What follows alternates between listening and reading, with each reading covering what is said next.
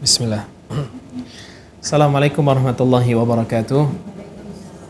Insyaallah. Alhamdulillahirabbil alamin wa bihi nasta'in ala umurid dunya waddin wa sallallahu ala nabiyyina Muhammadin wa ala alihi wa sahbihi ajma'in. Amma ba'd. Allahumma inna nas'aluka 'ilman nafi'an wa rizqan thayyiban wa 'amalan mutaqabbala.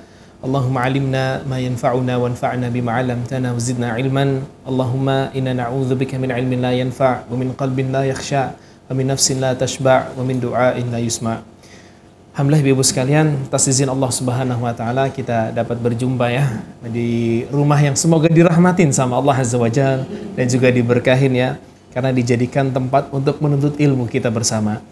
Dan banyak sekali hadis dan juga ayat-ayat menjelaskan tentang keutamaan menuntut ilmu, supaya nggak terbesit di pikiran kita apa yang kita lakukan sekarang ini sia-sia. Apalagi sekarang hari Sabtu ya Bu, biasanya family time ya nggak? Kita pakai pagi-paginya buat ngaji dulu. Itu luar biasa Ibu sekalian, itu luar biasa banget. Bayangin Ibu-ibu, di luar sana berapa juta ibu-ibu yang tidak ngaji. Berapa juta ibu-ibu di luar sana yang nggak peduli dengan keimanannya dia. Sedangkan kita dipilih sama Allah Azza wa Jalla buat memperhatikan masalah keimanan kita. Wah, berarti kita orang yang spesial. Makanya Nabi SAW mengatakan, Man yuridillahu bihi khairan yufaqihu fid din. Siapa yang Allah kehendaki kebaikan buat dia, Allah bakal bikin dia paham sama agama. Itu artinya kita spesial di sisi Allah Azza wa Jalla. Dan secara tidak langsung, kata para ulama juga, orang yang Allah bikin dia mau belajar agama, itu artinya Allah ingin masukin dia ke dalam surganya Allah Azza wa Jalla. Nah, semoga kita semua menjadi penduduk surganya Allah Azza wa Jalla ya. Amin ya rabbal alamin. Dan yang kedua ibu-ibu sekalian, saya ini suka memantau ini ya, peredaran dakwah. Kemudian ada satu hal yang menakjubkan buat saya. Ternyata majelis taklim itu kebanyakannya ibu-ibu. Ya, insyaallah ya. Majelis taklim ini apa namanya? Khairun Nisa ya. Khairun Nisa. Terus apa lagi? Majelis taklim. Masya Allah banyak sekali.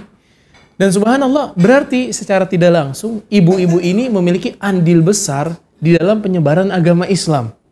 Jadi adanya majelis taklim kayak gini kan artinya kita menyebarkan agama Islam, betul ya?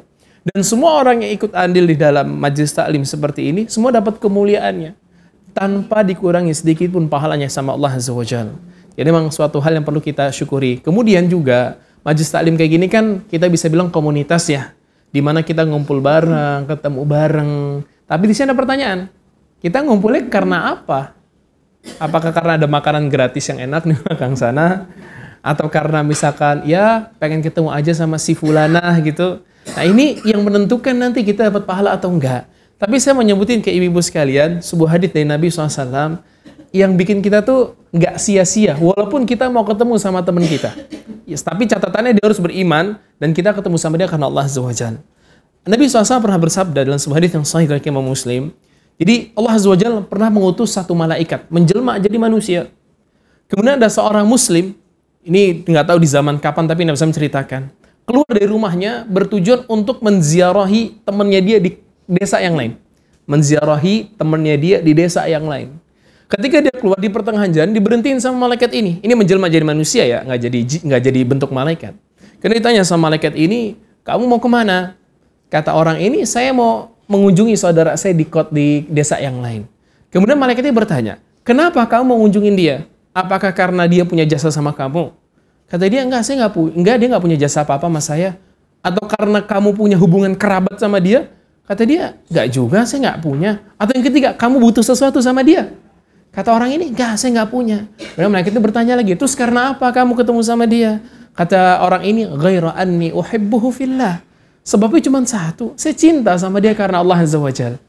Kemudian kata malaikat ini, aku adalah utusan Allah Azza wa Jalla, diutus untuk memberikan kabar gembira kepada kamu dua hal.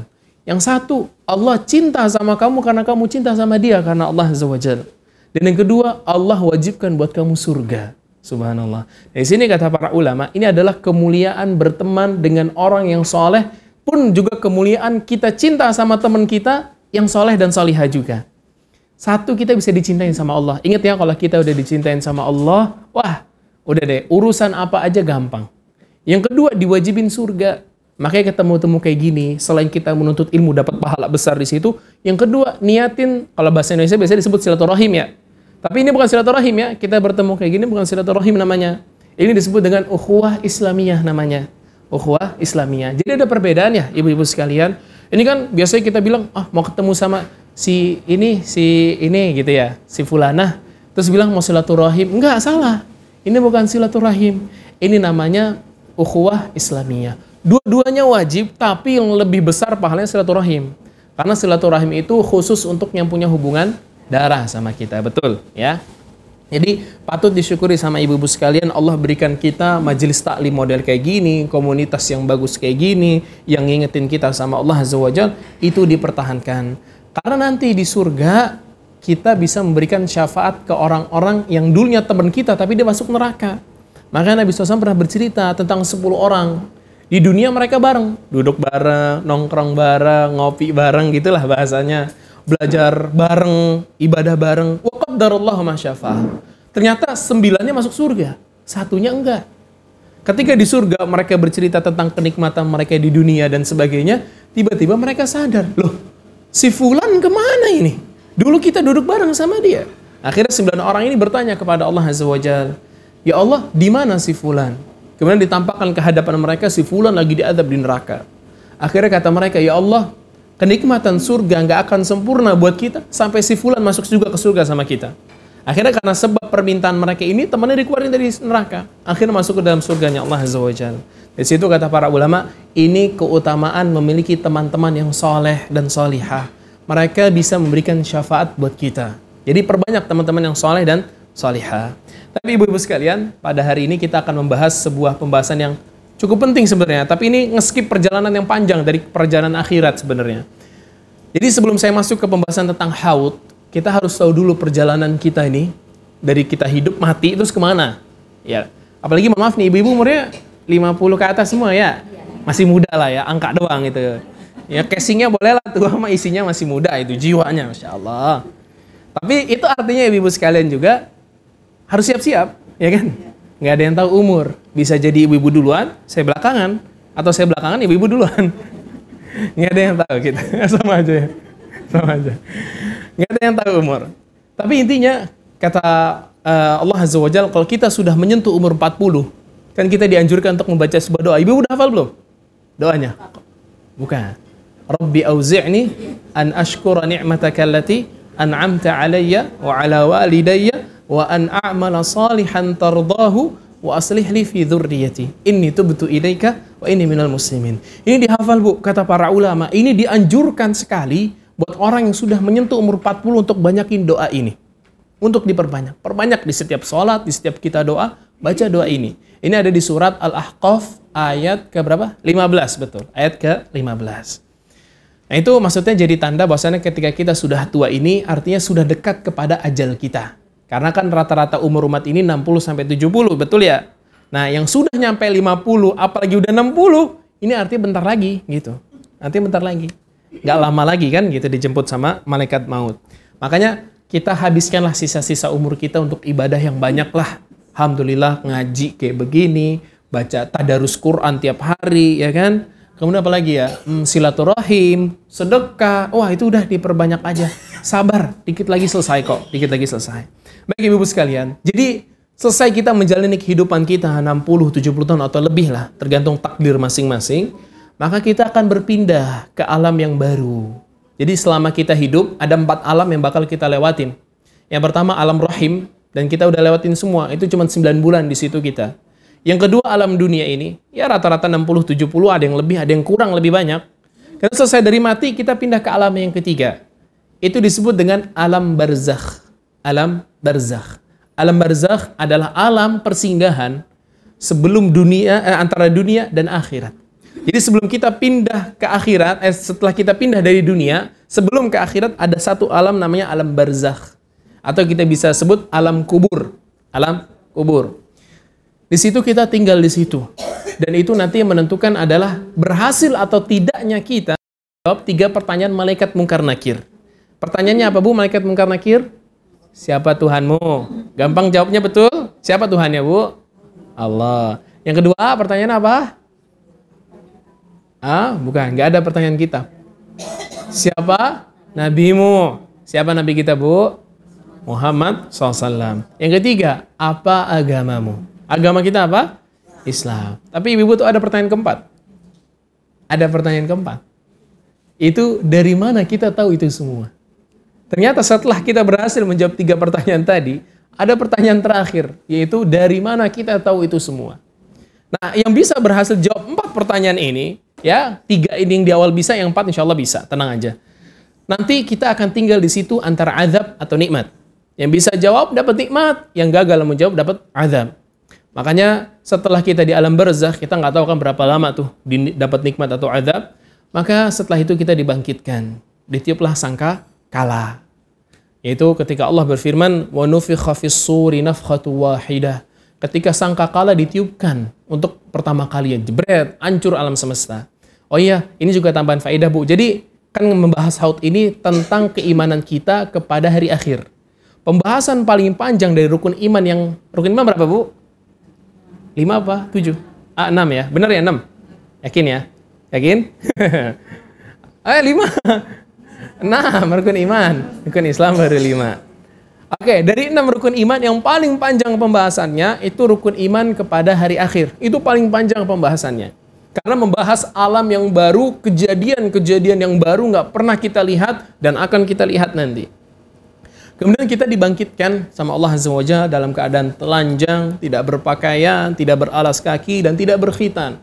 Dan itu semua dibangkitkan berdasarkan amalannya masing-masing. Ada yang mulia, ada yang hina. Yang mulia contohnya orang-orang yang mati berjihad di jalan Allah.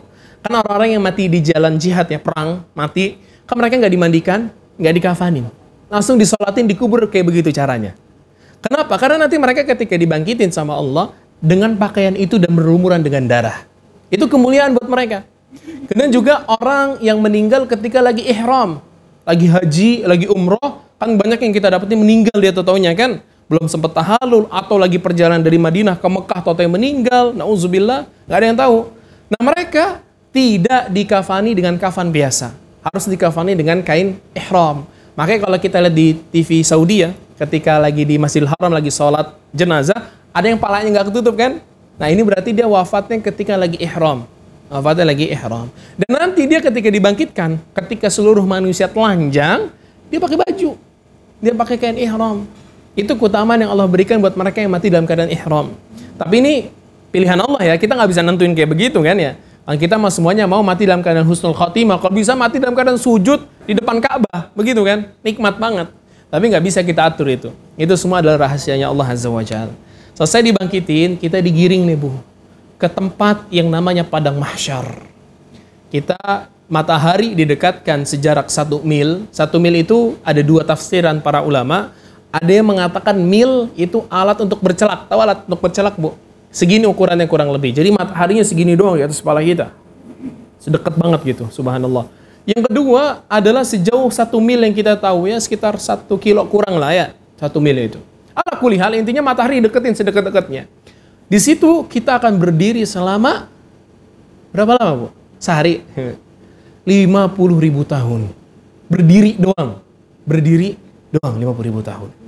Itu sangat lama banget 50.000 tahun. Ibu-ibu mohon maaf yang umur 60-70, lama nggak hidup segitu, Bu? Cepet ya, kayak kemarin baru SMA atau udah begini aja ya. Tapi di sana bakal berasa sangat lama. Makanya manusia setelah berlalu 50.000 tahun, mereka sudah merasa harus lanjut ke step selanjutnya. Nah, itu di padang mahsyar juga ada privilege, Bu. Nah, ini diusahakan kita selama hidup di dunia bisa dapat privilege ini nih. Ada satu privilege, yaitu kita mendapatkan naungan arsy-Nya Allah. Jadi kan matahari deket ini, panas tuh. Makanya nanti orang-orang berkeringat ya. Nggak ada yang mati, tapi berkeringat mereka. Ada yang ditenggelamin sama keringatnya, ada yang selamat, ada yang cuma semata kaki, ada yang nggak keringetan sama sekali. Dan orang-orang yang nggak keringetan ketika di padang mahsyar, itu adalah orang-orang yang mendapatkan naungan arsy-Nya Allah Azza wa Jalla. Jadi ketika orang-orang panas, dia adem. Ya kalau kita lagi keluar nih panas begitu, di bawah pohon adem kan ya Bu ya? Apalagi di bawah tempat AC begini, Masya Allah gitu. Adem. Nah ini privilege yang bisa kita usahakan di atas muka bumi ini. Dan untuk mendapatkan privilege ini atau keistimewaan ini ada 7 cara. Ada 7 cara, yaitu menjadi satu dari 7 golongan yang Allah sebut. Yang pertama, imam yang adil. Yang tahu ya? Oh iya maaf. Sorry. Saya ulang. Betul. Siap. Saya kira lagi chattingan yang main HP, ternyata catat ya. Masya Allah. Maaf Ibu. Iya. Baik. Saya pelanin. Intonasinya kita melanin sedikit. Oke. Saya ulang. Jadi ada privilege, ya. Ya, ada 7 cara. Ada 7 cara untuk mendapatkan privilege di padang mahsyar. Nggak apa-apa. Iya. Yang pertama, menjadi imam yang adil. Menjadi imam yang adil atau pemimpin. Menjadi imam yang adil. Gimana caranya? Banyak. Bisa menjadi pemimpin negara, bisa menjadi pemimpin sebuah perusahaan, bisa menjadi ketua RT, ketua RW, ketua apalagi itu yang bawah-bawahnya lagi. Bahkan ketua majelis taklim seperti ini, kalau bisa berbuat adil, bisa masuk yang pertama ini. Saking luas cakupannya.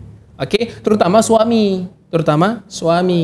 Sampaikan ke suami-suaminya, Bu, berbuat adil lah, Masya Allah. Yang kedua adalah seorang anak muda yang tumbuh di dalam ketaatan kepada Allah.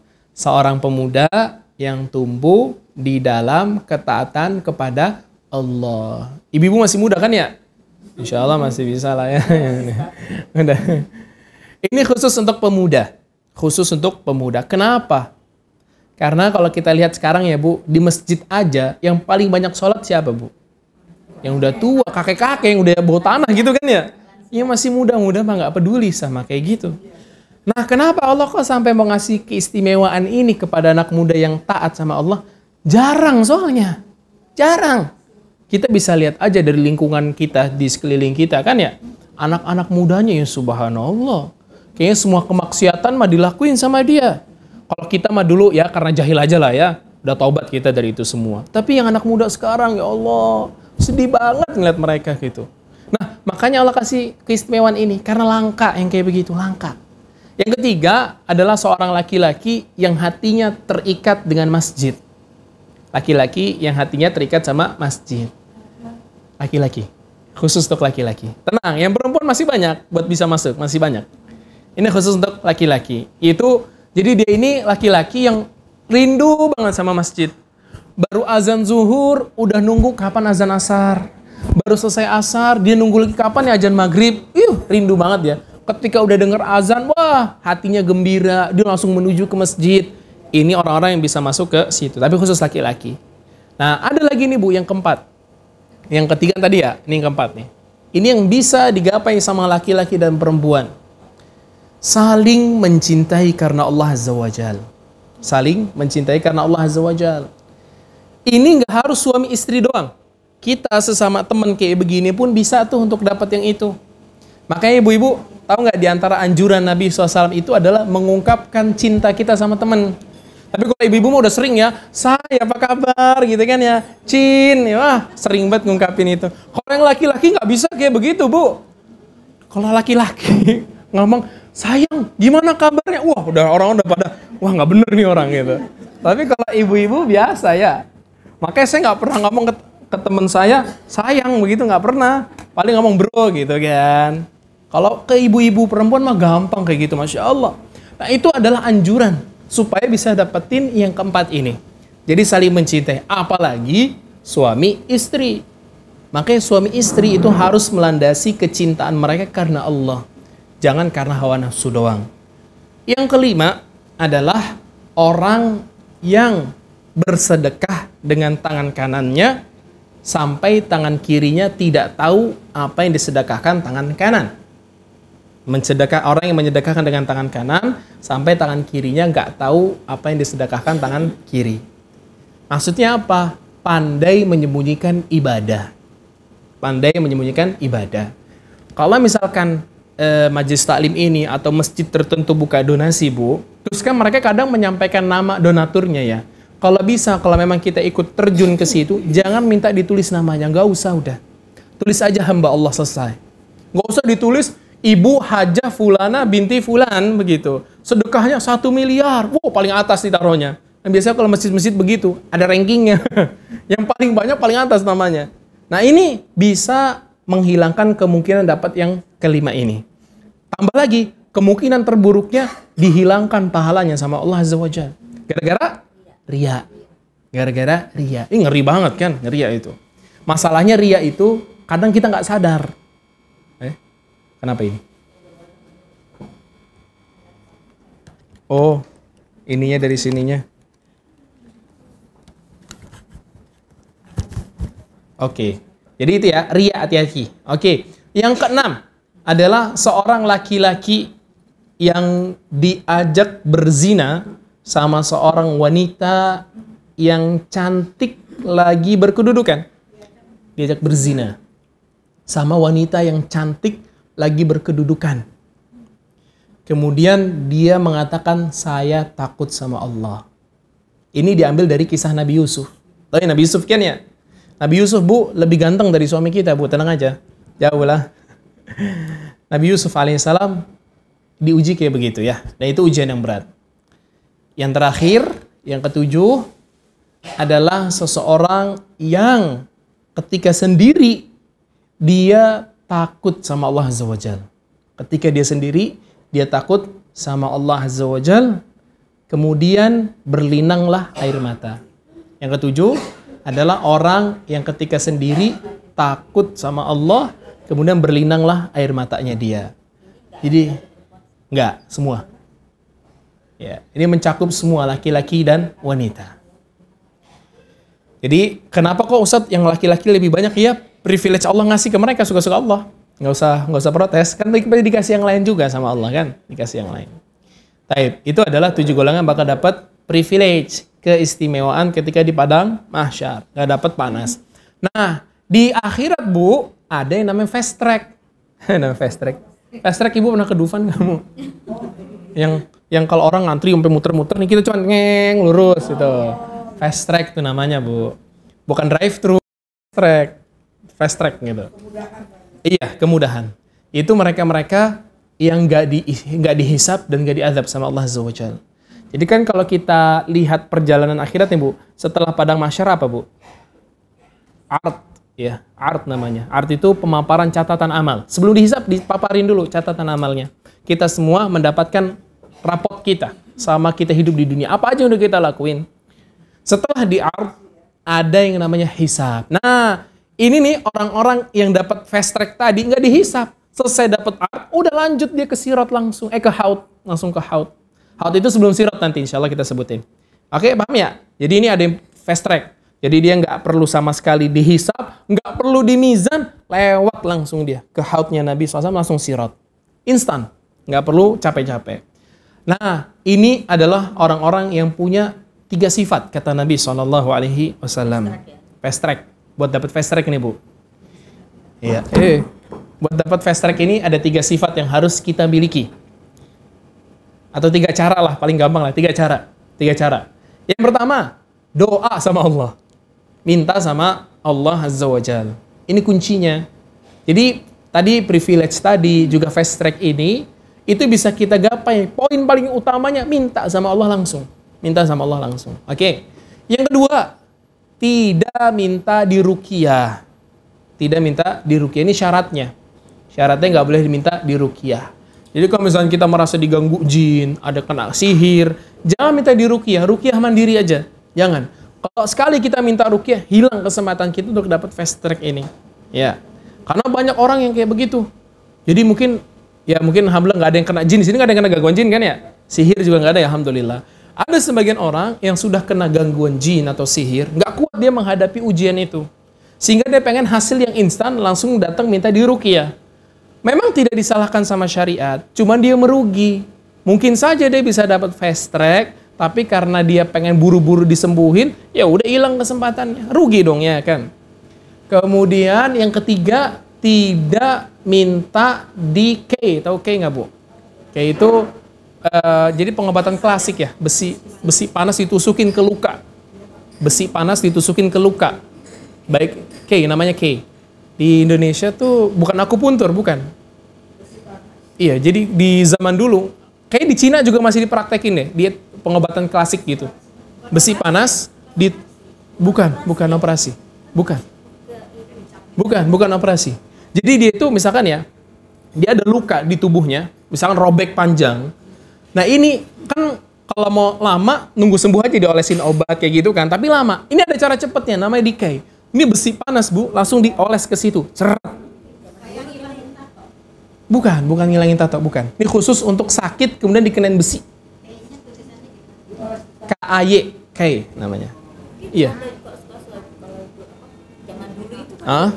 Kayak gimana tuh? Iya. Betul, iya. Jadi kan dulu banyak yang kena pedang, sabetan pedang, kena panah. Kalau didiemin lukanya sakit, betul kan ya? Lama sembuhnya. Nah ini gimana instan bersembuh? Diolesin besi panas, zeret, teriak, sakit, iya. Tapi instan sembuh. Iya, besinya dipanasin, terus dioles langsung. Seret, lukanya langsung tutup. Tapi nggak membentuk ya, jadi bentuk luka gitu. Tapi sembuh langsung. Nah ini termasuk yang dihindari. Ya. Yang terakhir, yang keempat adalah, ada 4 ternyata. Iya, ada 4 ternyata, Bu.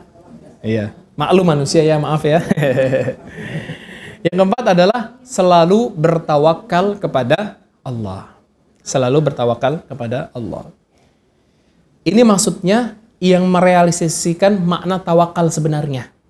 Saya kasih contoh, Bu, merealisasikan makna tawakal sebenarnya. Dulu, para sahabat ridwanullah alaihim, ketika mereka butuh sesuatu, mereka nyandarin diri mereka langsung ke Allah. Contoh, dulu ada seorang sahabat, Anda lupa nggak, Sa'ad bin Abi Waqqas. Keluar dari rumahnya, sendalnya putus. Sa'ad atau sahabat ini punya duit untuk beli sendal, punya. Tapi yang pertama dia lakuin bukanlah beli sendal. Dia doa sama Allah Azza wa Jalla minta sendal. Udah bayangin. Ini adalah hakikat tawakal sama Allah Azza wa Jalla. Sampai hal paling sepele dia sandarkan ke Allah.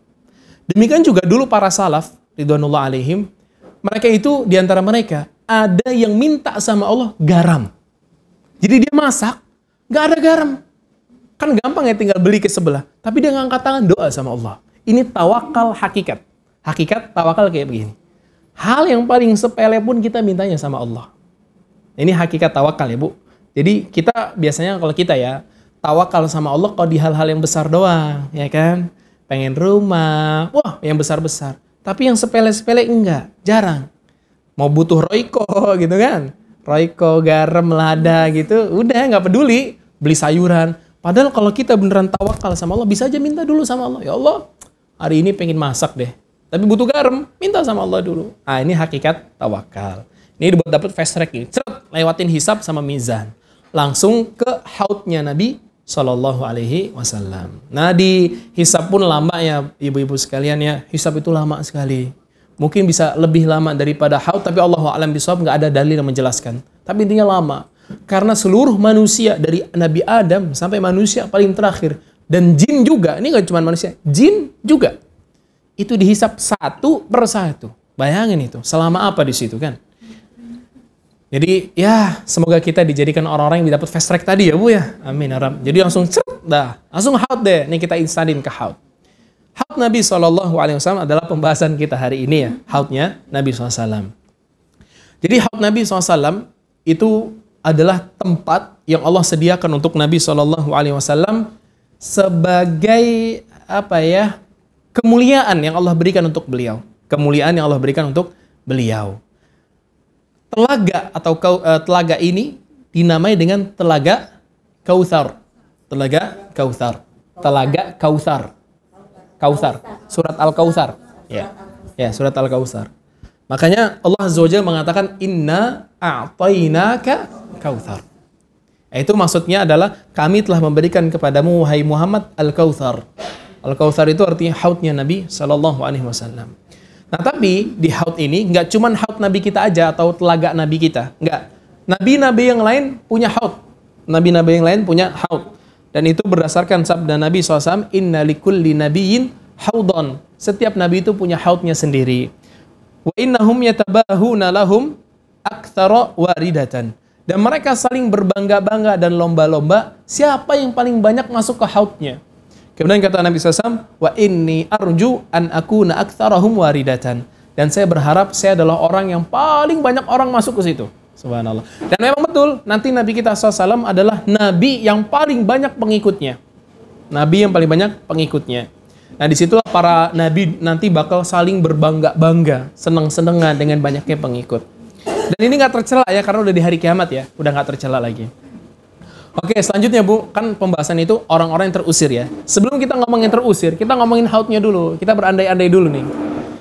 Haut Nabi SAW adalah telaga yang terletak sebelum sirat, setelah di mizan. Antara sirat dengan mizan. Haut Nabi SAW itu bentuknya kotak. Bentuknya kotak. Persegi ya, bentuknya persegi. Iya. Panjangnya dan panjangnya intinya semuanya itu 1 bulan perjalanan.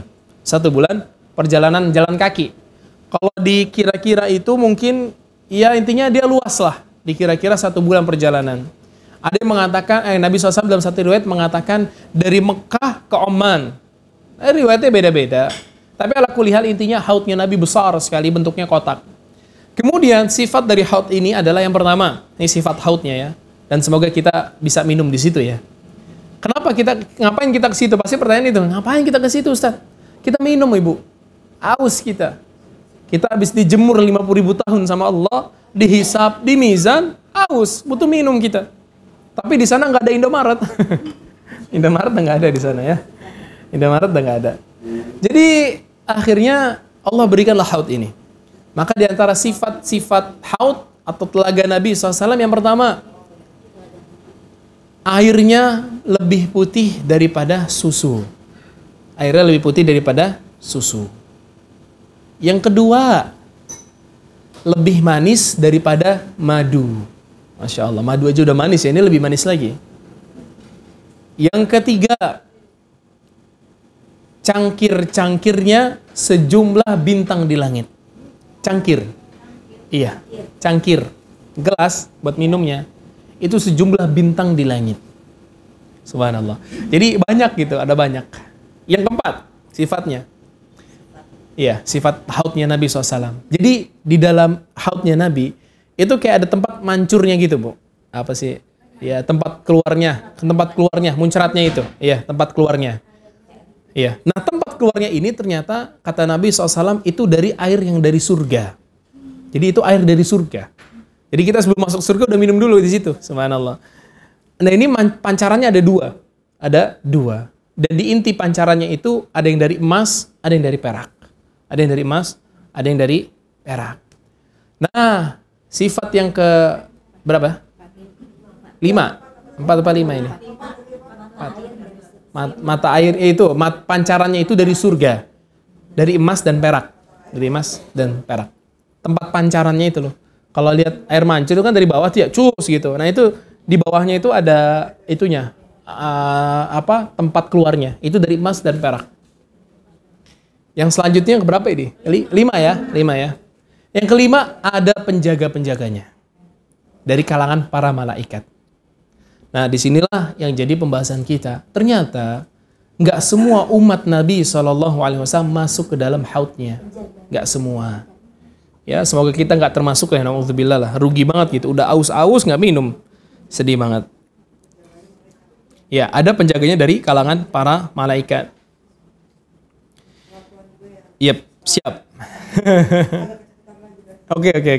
Jadi ada penjaganya dari malaikat. Ini adalah 5 sifat dari hautnya Nabi SAW. Telaga, haut atau telaga ya sama aja.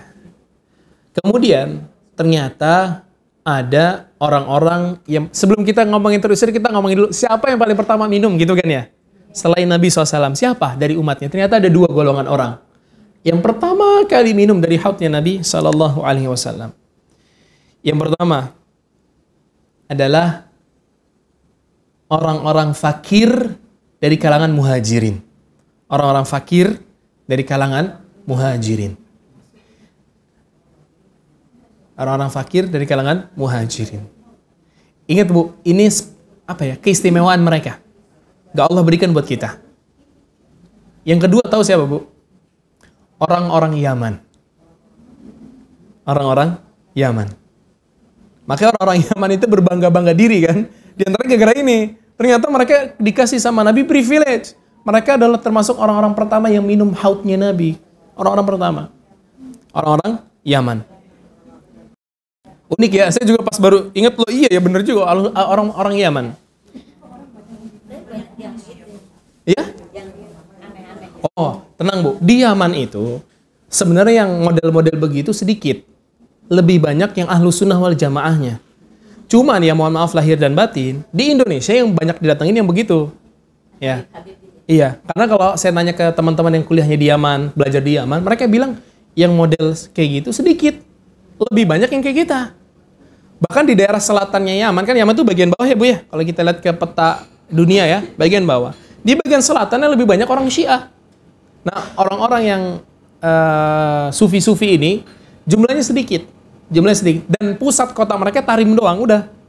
Ada kan di sana kota banyak Bu, kayak di Indonesia banyak kota. Ada Son'a di sana, ada apa lagi. Itu kebanyakannya ahlu sunnah. Mereka banyak terpengaruh dengan dakwahnya Syekh Mukbil di sana. Syekh Mukbil rahimahullah udah meninggal. Nah, itu adalah ulama-ulama ahlu sunnah wal jamaah. Itu adalah dua golongan orang yang pertama kali minum dari haudnya Nabi SAW. Ingat nih privilege, nggak usah hasad ibu, nggak usah. Karena pun kita bakal minum, cuman ini memang Allah kasih khusus saja buat mereka. Allah kasih khusus buat mereka. Oke, nah ini jadi pembahasan kita ibu-ibu. Yaitu orang-orang yang terusir dari haudnya Nabi SAW. Para ulama berselisih pendapat tentang siapa saja yang terusir dari haudnya Nabi SAW. Ada yang menyebutkan 4, ada yang menyebutkan 8. Ada yang menyebutkan 4, ada yang menyebutkan 8. Banyak benar ya 8. Tapi ala kulli hal, kita sebutin dari perkataan Imam Al-Qurtubi rahimahullah, bahwasannya secara kesimpulan kata beliau, nanti kita sebutin hadis lain, kita sebutin siapanya dulu ya. Kan ibu nggak nulis hadisnya kan ya? Nulis nggak Bu? Nggak ya, kita sebutin dulu aja siapa ya. Jadi ada, nanti saya sebutin habis ini. Tapi biar saya sebutin dulu, biar tahu nanti gambarannya. Yang pertama adalah orang-orang yang murtad dari agama Allah Azza wa Jalla. Orang-orang yang murtad. Orang-orang yang murtad. Yang kedua adalah para pelaku bid'ah. Para pelaku kebid'ahan. Itu mengada-ada dalam urusan agama. Nanti saya jelasin secara lebih mendetail ya tentang masalah ini. Bid'ah. Iya, yang mengada-ada dalam urusan agama. Mengada-ada. Jadi dia mengadakan suatu hal yang baru dalam urusan agama ini. Agama Islam sudah sempurna. Nanti kita sebutin. Agama Islam sudah sempurna. Tapi sama dia ditambah. Atau diubah. Atau diotak-atik. Nah ini masalah. Itu yang kedua. Yang ketiga. Menyelisihi jamaah kaum muslimin. Menyelisihi jamaah kaum muslimin. Jadi kaum muslimin sudah bersatu di atas satu pemimpin yang sah, dia selisihin. Biasanya kita bilang sebagai khawarij. Khawarij. Ya, disebut khawarij. Orang-orang yang keluar dari jamaah kaum muslimin. ISIS boleh. Orang-orang khawarij. ISIS, Al-Qaeda. Itu mereka adalah orang-orang ini. Yang keluar. Al-Qaeda atau Al-Qaeda Bu ya? Kayak ISIS juga gitu. Iya, kayak ISIS. Yang dulu dipimpin, siapa namanya? Iya. Iya, Osama bin Laden. Iya. Ya. Cuma kan udah nggak ada tuh ya. Adanya ISIS sekarang. Nah ini adalah yang ketiga. Jadi mereka adalah orang-orang yang keluar dari jamaah kaum muslimin. Kemudian yang keempat, orang-orang yang melakukan kezaliman dengan mengambil hak atau menghilangkan yaitu orang-orang yang melakukan kezaliman. Ya secara umum aja, kezaliman. Melakukan kezaliman. Orang-orang yang melakukan kezaliman. Itu yang keempat. Yang kelima, orang-orang yang menampakkan dosa. Ya? Yang tadi kan saya bilang ada perselisihan. Terus saya bilang kita ambil dari pendapat Imam Qurtubi aja, kayak gitu. Orang-orang yang menampakkan kemaksiatan atau dosa. Contohnya, nanti kita sebutin juga nih lebih mendalam. Orang-orang yang menampakkan dosa dan kemaksiatan di khalayak umum. Contohnya, ini disebutkan sama para ulama, mohon maaf, itu tabarruj. Itu tabarruj. Ini khusus untuk perempuan. Tabarruj adalah berdandan atau bersolek yang dilarang sama syariat untuk para wanita. Orang-orang yang berdandan dan bersolek itu dikatakan orang-orang yang menampakkan dosa. Dan itu dosa besar ya ibu-ibu ya. Bersolek atau tabarruj buat wanita ketika keluar rumah adalah dosa besar. Iya, itu dosa besar. Makanya Allah Azza wa Jalla mengatakan ya. kategori yang seperti apa? Oh, yang menoreng, yang sampai, itu sampai bibirnya, merah sekali gitu kan. Pipinya sampai jadi pink. Alisnya kayak prosotan gitu. Apalagi pakai parfum ketika keluar rumah. Alis sinchan, tebal gitu ya. Pakai lipstick yang kayak gimana dulu nih? Natural it's okay, natural ya. Artinya memang sama seperti warna kulit, tapi kalau yang merah itu mempesona itu, haram itu. Haram, merah darah. Iya, yang buat orang terkesima. Demikian juga kan, ya ini pembahasan lain, tapi kita pertanyaan bagus. Sama saja nggak boleh, Ibu. Nggak boleh. Gini, Ustadz, tapi kita kan pengen dandan, boleh, asalkan tempatnya khusus untuk perempuan. Yang pertama ini, yang kedua, setelah selesai dari kegiatan kita nutup diri. Kan keluar dari tempat itu kan pasti ngeliatin banyak orang, betul kan? Nah ini kalau dilihat sama orang kita jatuh dalam dosa. Makanya keluarnya setelah semua udah pada balik, baru balik gitu. Biar lebih aman. Itu khusus kata para ulama diperbolehkan, tapi catatannya ini. Semua yang hadir hanya perempuan. Dan di tempat yang tertutup tidak ada laki-laki lain yang masuk. Oke. Itu yang diperbolehkan sama para ulama. Pun wanita juga kan dilarang untuk pakai parfum ketika keluar rumah. Haram. Tapi diperbolehkan ketika dia keluar dari rumah, tapi tujuannya ke tempat yang perempuan saja di situ. Ya kayak gini, kan naik mobil ibu-ibu ya. Ada yang naik Gojek? Nggak ada kan ya? Naik mobil semua, alhamdulillah. Iya makanya, harusnya nggak boleh juga. Cuman at least andai kata ngumpul-ngumpul gini aja misalkan, terus ibu-ibu semua, itu masih diperbolehkan sama para ulama. Tapi kalau keluar rumah, semprot cek, itu dia baru 10 meter udah kecium. Wah, Masya Allah. Nggak boleh. Iya, para ulama ngasih kriteria tambahan lagi, Bu. Parfumnya masih dibolehkan. Pasti kan nanti ibu-ibu nanya, Ustadz, itu pengwangi baju gimana, ya kan? Kadang semerbak baunya.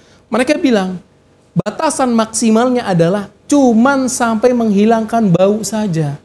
Kalau sudah sampai lebih tercium, ini diharamkan sama syariat. Diharamkan sama syariat. Ini pembahasan lain sih, tapi ya lah kuliah lah begitu ya, Bu ya.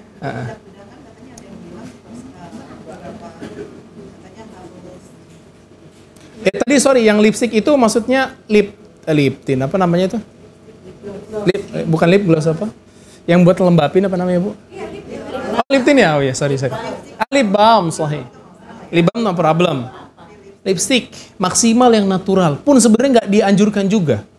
Nggak dianjurkan sama sekali. Ustadz, jadi jelek dong. Nah, iya, kenapa emang ya? Kan udah punya suami kita. Ustadz, yang belum nikah gimana? Nggak apa-apa. Islam itu nggak bikin perempuan itu dihinakan, ibu-ibu sekalian ya. Jadi Islam ngasih kriteria kayak gitu, harus pakai kerudung, pakai gamis, nggak boleh bersolek. Itu semua untuk kalian para wanita. Kita Islam itu ingin memuliakan para wanita dan menjadikan kalian seperti ratu yang dimuliakan. Jangan semua orang menikmati, jangan. Khusus untuk suaminya aja, rajanya aja yang menikmati. Paham ya? Kan nggak mungkin ratu, dandan seindah mungkin dilihat sama orang, nggak mungkin dia. Pasti dia lebih low profile, lebih santai, kayak gitu. Itu intinya perempuan tuh pengen dijadikan ratu sama Islam. Pengen dijadikan ratu. Nggak masalah selama nggak berlebihan ya. Yang sampai jadi warna kulitnya hitam berubah jadi putih misalkan gitu. Ya, kayak gitu. Sama juga bajunya juga ya. Jangan yang terlalu, bikin mata sakit gitu kan. Ngejreng banget kayak gitu. Waduh itu.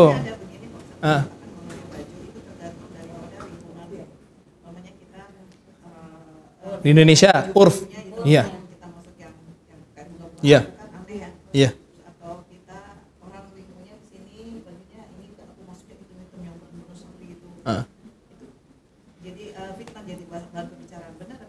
Enggak, jadi gini, kita dalam menentukan pakaian itu sesuai syar'i atau enggak, itu harus melihat kepada syariatnya juga.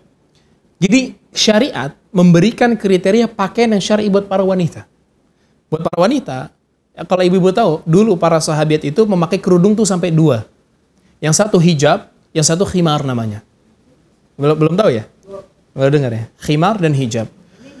Hijab, itu kita nyebutnya hijab ya? Betul. Jadi ada satu, itu hijab yang langsung nyentuh ke kepala. Dan yang kedua ada yang namanya khimar. Itu yang mereka taruh di atas kepala untuk menutupi seluruh wajah mereka. Ya, kalau sekarang tuh disebut burka. Burka. Yeps, kayak gitu. Yang jilbab-jilbab Iran tuh biasanya. Yang begitu. Itu dulu para sahabiat model bajunya kayak begitu. Yang kedua, mereka itu memakai baju qamis, yaitu pakaian yang menjulur sampai ke bawah. Satu pakaian tapi menjulur sampai ke bawah. Itu disebut dengan qamis. Kemudian mereka sering memakai baju warna hitam. Makanya ketika ayat tentang wajibnya hijab turun untuk pertama kali di surat Al-Ahzab itu, mereka itu kan tarik hordeng-hordeng mereka dari rumah tuh.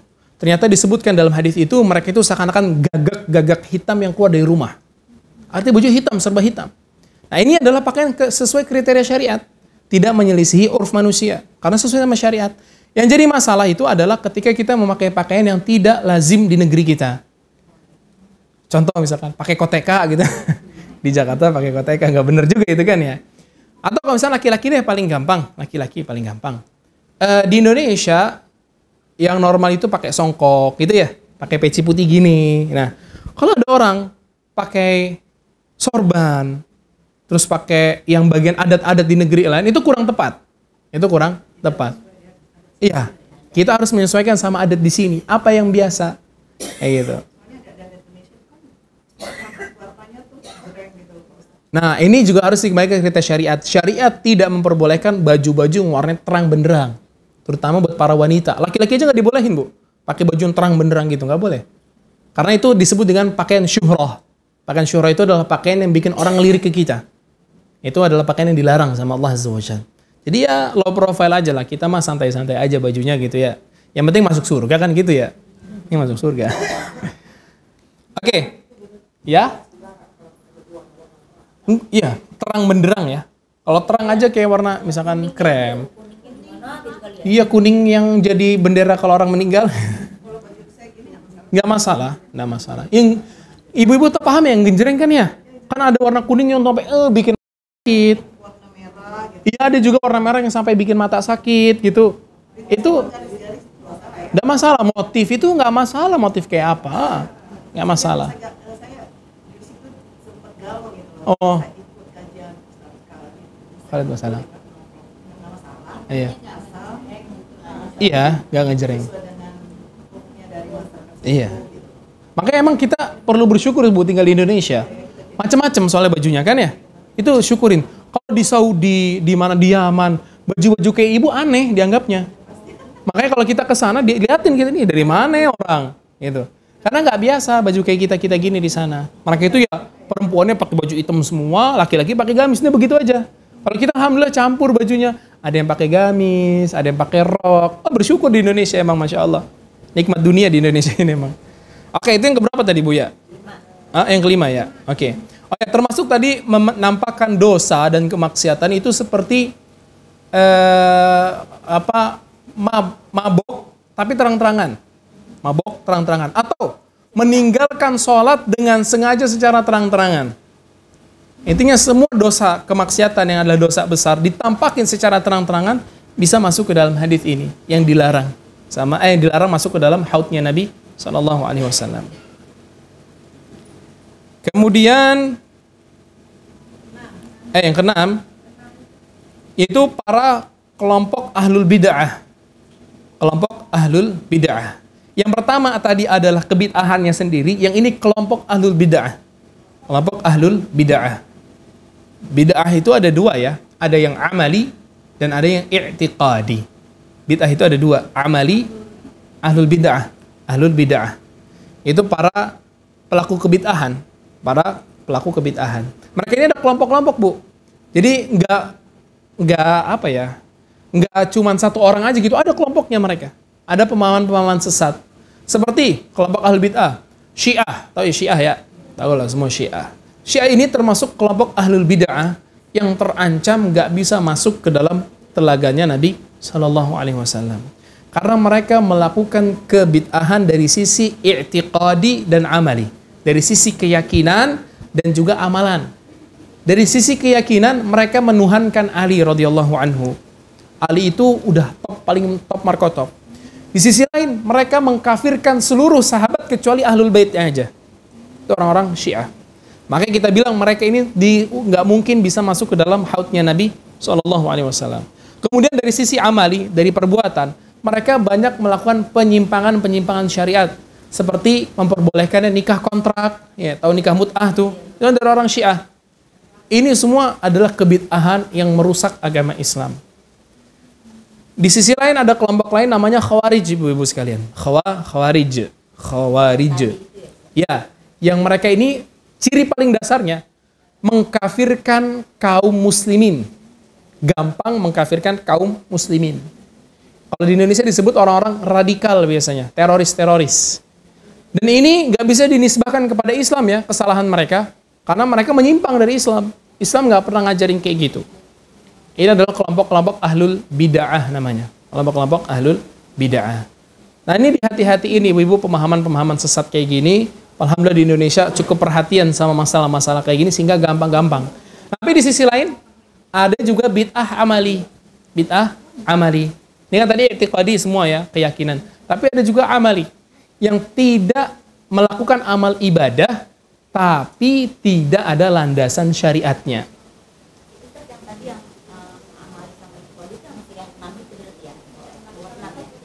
Iya, nomor 6. Ya, kelompok bid'ah. Tapi kita ngomongin bid'ahnya aja, ada dua. Amali dan i'tiqadi. Kalau ya, yang amali itu adalah melakukan sebuah amalan tapi tidak ada landasan dalil. Tidak ada contoh dari Nabi SAW. Enggak juga, saya enggak menerjemahkan tidak ada contoh, tapi tidak ada dalil dari Al-Quran maupun hadis. Iya, tidak ada dalil dari Al-Quran maupun hadis. Karena ibu-ibu sekalian, Islam itu apa ya? Lebih fleksibel daripada yang kita kira. Kalau misalkan kita bilang yang tidak dicontohkan sama Nabi, nanti banyak yang masuk ke dalam kriteria ini. Banyak hal-hal yang masuk. Banyak hal-hal yang dianggap bid'ah nanti. Seperti contohnya memakai baju yang nggak sesuai dengan tuntunan Nabi SAW. Itu nanti masuk. Makanya kita sebutnya tidak ada landasan dalil syar'inya dari Al-Quran maupun hadis Nabi SAW. Karena setiap dalil itu bisa diturunkan hukum-hukumnya. Ini pemahaman dari hadis ini itu apa, dari ayat ini itu apa, dan sebagainya. Di antara bid'ah amali, selain tadi yang disebutkan dari orang Syiah seperti nikah mut'ah, ada juga misalkan seperti sholat subuh 4 rakaat. Saking semangatnya dia misalkan, saya pengen sholat subuh 4 rakaat gitu. Nah ini dia melakukan kebid'ahan, bid'ahnya amali. Dan ini membuat amalannya tidak diterima sama Allah Azza wa Jalla. Demikian juga misalkan orang mau wudu, kan kita tahu wudu mulainya dari apa, Bu? Wajah dulu kan, kumur-kumur ya.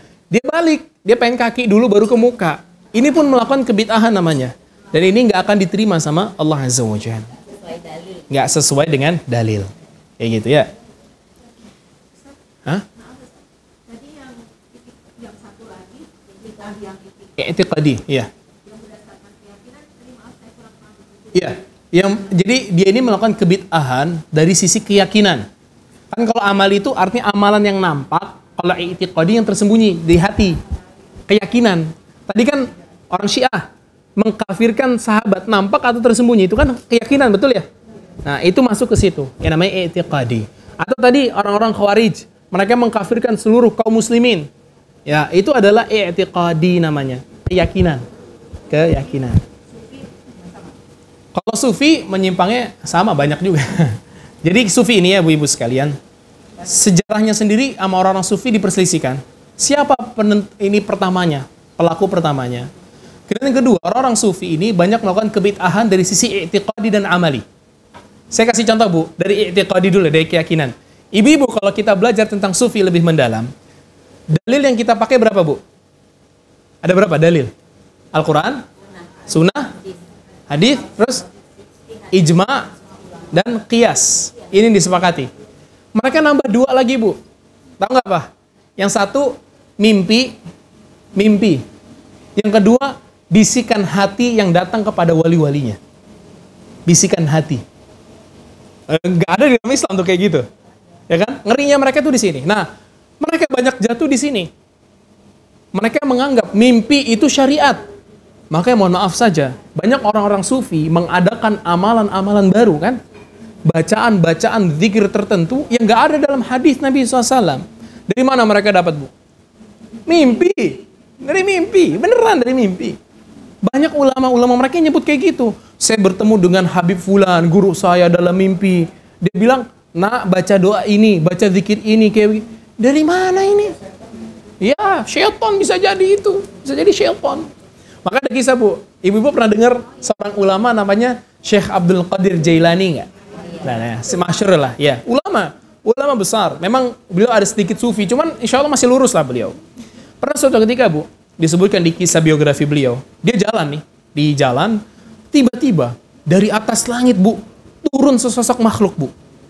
Diduduk di atas kursi gitu. Ketika turun, dia panggil Syekh Abdul Qadir Jailani. Ya Abdul Qadir Jailani, saya adalah Allah. Bayangin tuh. Saya adalah Allah. Saya telah menghapuskan kewajiban sholat buat kamu.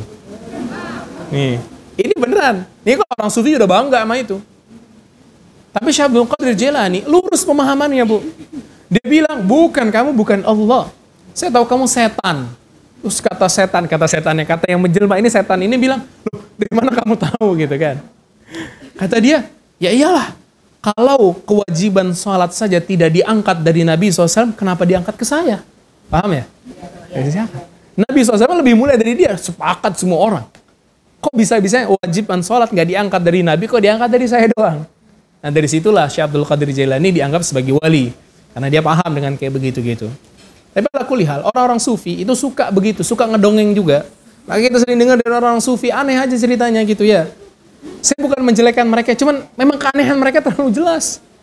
Ada yang katanya, kalau Allah mau nurunin hujan, harus izin dulu sama Habib ini, la ilaha illallah. Kita lihatnya lucu ya, itu ngeri, Bu. Itu bisa kekufuran. Kebanyakan. Iya, syirik besar ini. Karena seakan-akan Allah itu harus minta izin dulu sama yang lain. Nauzubillah. Gimana? Habib. Rara. Oh itu ya. Itu kan kesyirikan. Itu kayak gitu bahaya, Bu. Bahaya. Sama. Sufi itu nama golongannya, tasawuf metode mereka beragamanya. Dan tasawuf pun pecah. Sufi itu pecah menjadi beberapa tarekat. Ada tarekat Naqsabandiyah, ada tarekat itu, sesat semua itu. Pokoknya yang paling dasar mereka suka mimpi, yang gitu aja. Ustaz, seperti yang tarekat yang suka Naqsabandiyah yang lebaran duluan, puasa duluan gitu, Ustaz ya?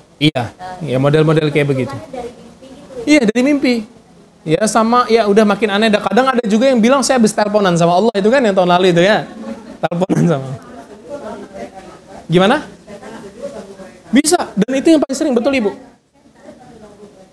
Jadi sebagian Habib mereka, Bu, ada yang menyatakan saya bisa melihat Nabi SAW dalam keadaan tersadar. Jadi dalam duduk gini, tiba-tiba Nabi SAW datang katanya. Masuk ke dalam majelis. Tapi yang bisa lihat dia doang. Kemungkinannya dua. Satu, dia ngibul. Atau yang kedua, dia kesurupan. Itu aja. Kenapa? Ngibul yang paling besar. Karena mereka menganggap mereka itu adalah wali-walinya Allah. Jadi segala sesuatu yang tidak masuk akal mungkin untuk walinya Allah, kayak gitu. Dan mereka udah cekokin itu dari awal. Kalau udah wali Allah, apa saja mungkin terjadi. Iya. Nah iya itu, kan udah dicekokin dari awal. Pokoknya kalau kamu udah, jadi kalau sufi ya Bu, ada 3 derajat Bu. Kalau kita semua ini masih syariat Bu namanya. Kalau kata mereka ya. Jadi kita ini masih harus ngejalanin kewajiban, gitu-gitulah. Kemudian ada yang kedua namanya ma'rifat. Nah ini wali-walinya mereka mulai. Tapi masih sadar, belum gila. Belum gila, masih sadar. Yang ketiga lah hakikat namanya. Nah inilah orang-orang yang, mohon maaf, yang mereka jadiin imam, tapi telanjang bajunya, nggak pakai baju. Yang rokok kayak gitu, terus telanjang bajunya, duduk di kajian, terus mainin tembakan-tembakan air gitu kan. Dianggap gila, Ustaz, ya, kayak gila. Mereka bilangnya wali majdzub namanya. Wali majdzub. Majdzub itu dari bahasa Arab jadzaba yajdzibu. Artinya ditarik akalnya. Kenapa? Karena mereka sudah sampai derajat tertinggi dari kecintaan kepada Allah Azza wa Jalla. Ya kita bilang sih gila itu ya. Gila. Ya? Pengikutnya mulai gila. Belum sampai gila, mulai gila mereka. Jadi ini yang perlu kita perhatiin nih Ibu sekalian ya. Kita lihat kayak, Masya Allah wali gitu ya. Tapi itu semua nggak benar. Karena Nabi SAW saja nggak begitu gitu loh. Bahkan para sahabat saja ketika memuliakan Nabi SAW, nggak sampai pada titik itu loh. Biasa aja. Mereka biasa, karena Nabi SAW sendiri nggak mau dibegitukan. Nah inilah, kita harus nyontohnya ke nabinya langsung, bukan ke bawah-bawahannya.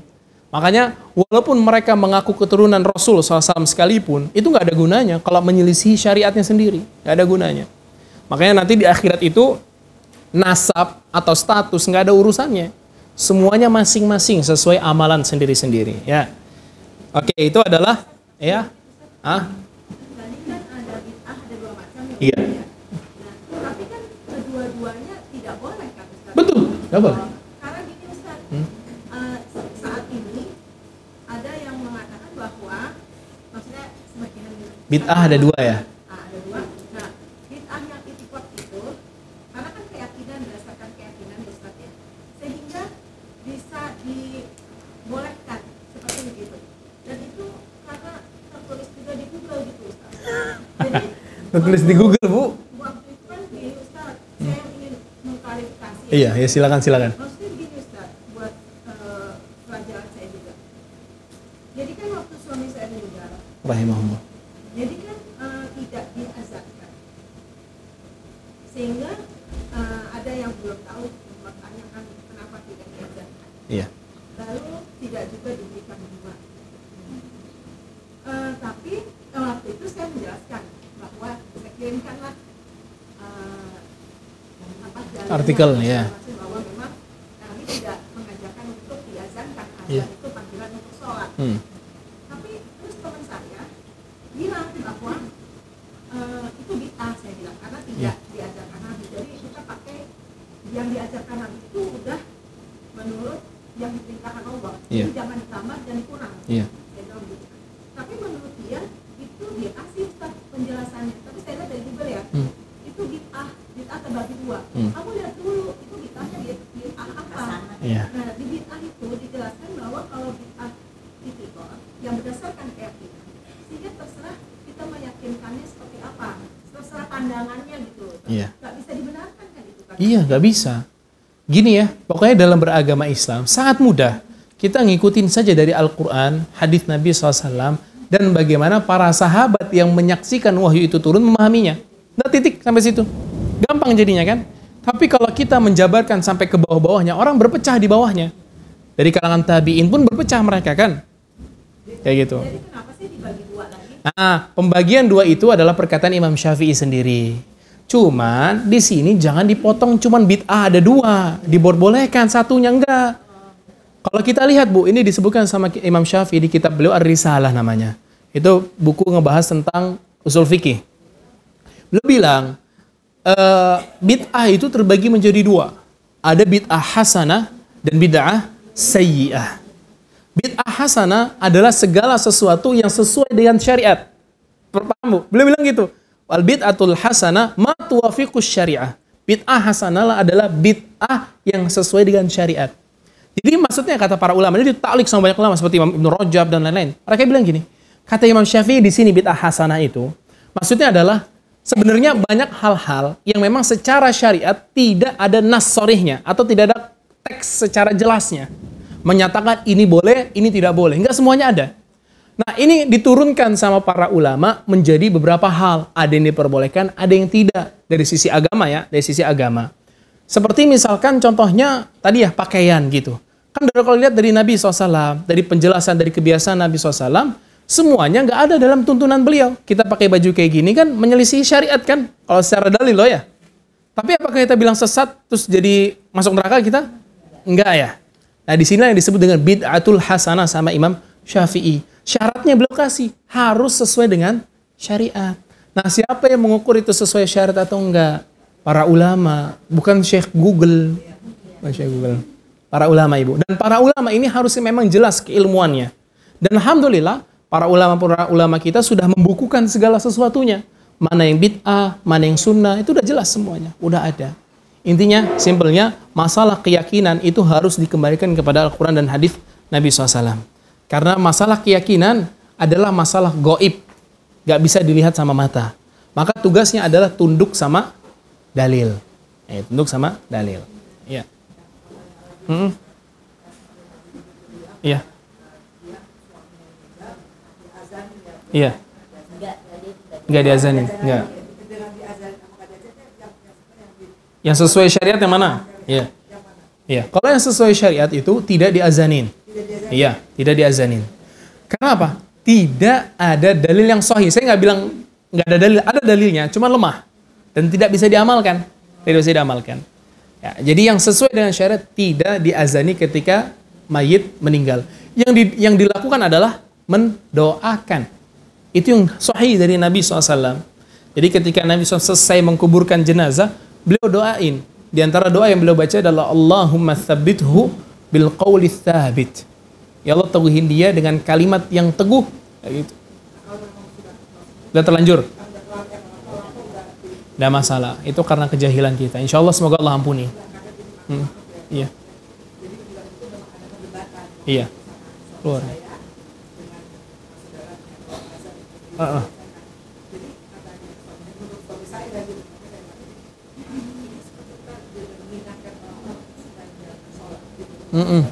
Betul. Betul. Oh. Oh. Iya, iya. Ya keliru tapi itu ya. Tapi semoga diampunin. Dikomatin.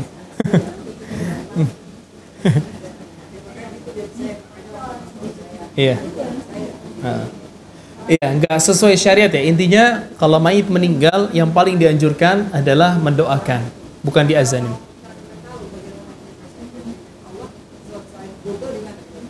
Iya, di buku. Ibu-ibu kalau mau cari penjelasan tentang syariat yang lurus ya, bisa ketik di Google YouFit. Ya, youfit.com.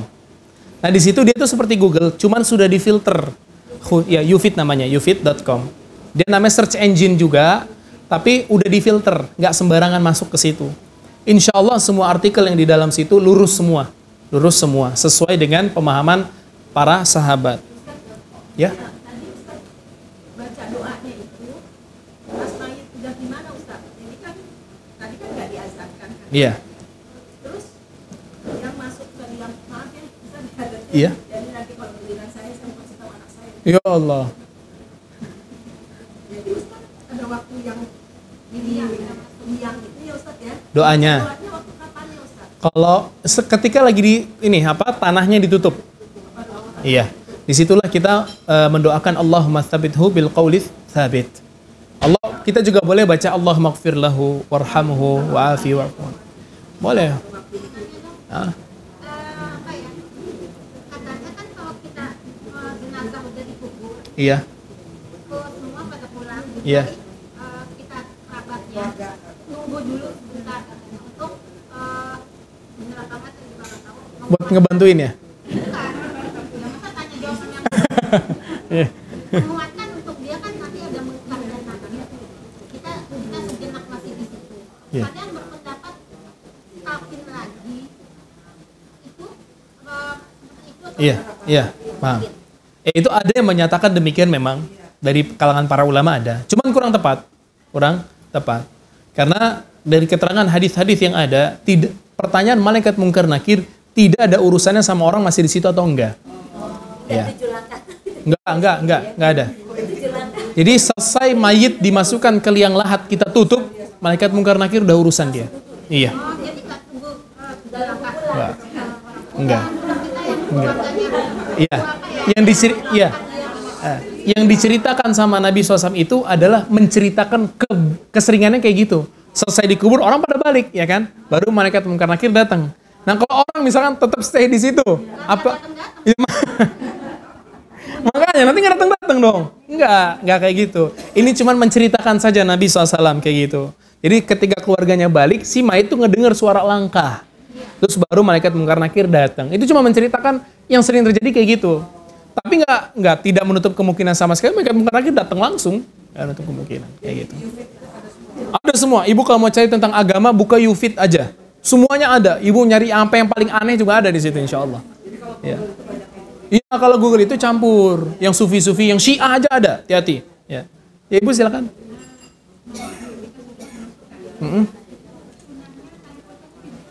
Tali pocong. Kalau nggak dibuka nanti dia jadi pocong ya Bu ya. Enggak, sunahnya tidak dibuka ya. Sunahnya tidak dibuka. Ini nggak tahu nih adat istiadat di Indonesia saja. Tali pocong kan apa tali pengikat kain kafan itu dicopot, nggak ada, nggak perlu. Bahkan wajah saja nggak perlu dibuka. Ya, kan orang Indonesia kalau ngubur kan, buka tuh talinya, nanti gentayangan gitu kan. Wajahnya dibuka, kalau nggak ntar dia minta dicari, minta dibukain. Nggak ada kayak begitu. Memang harus dibuka Ustaz. Jadi dia menghadap ke tanah itu. Nggak ada. Nabi SAW ketika dikubur wajahnya ketutup, udah, nggak dibuka sama sekali wajah beliau. Jadi itu cuma dari orang Indonesia, kata mereka harus kesentuh tanah, nggak harus. Tapi seandainya orang yang Dibuka. tahu, dia buka itu juga Tidak masalah. Ya, dia kalau misalnya dia sudah tahu hukumnya tapi dilakukan dosa dia. Karena ini nggak sesuai dengan tuntunan Nabi. Nabi SAW ketika ngubur para jenazah sahabatnya nggak ada yang dibuka wajahnya. Nggak ada urusan sama kayak gitu-gitu. Nah, kayak gitu ya, ibu-ibu sekalian. Masya Allah. Siap. Terakhir ibu-ibu sekalian yang paling penting adalah terkait bagaimana kita bisa minum di telaganya Nabi SAW. Ya, kita berdoa sama Allah tentunya pertama tidak menjadi orang yang terusir, tapi yang kedua kita juga berdoa sama Allah supaya menjadi orang yang minum di situ kan ya.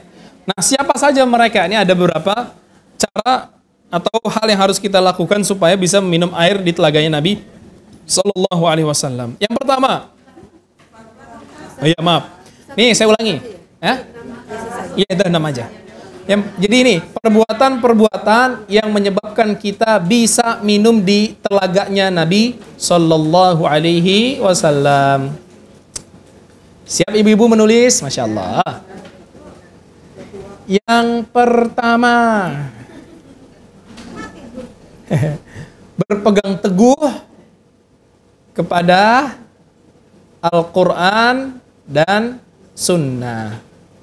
Berpegang teguh kepada Al-Quran dan Sunnah.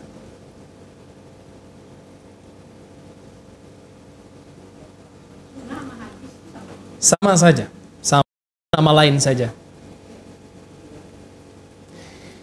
Serta konsisten dengannya.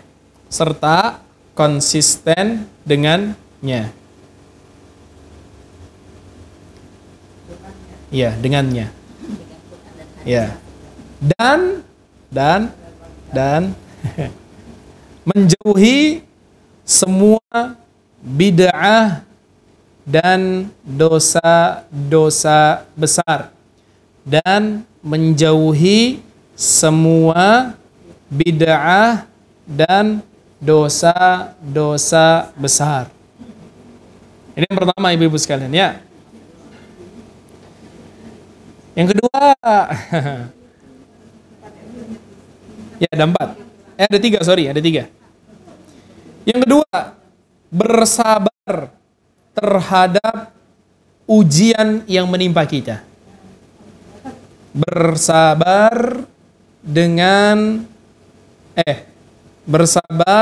terhadap ujian yang menimpa kita.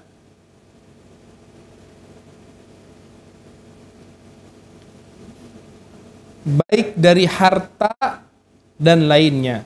Baik dari harta dan lainnya.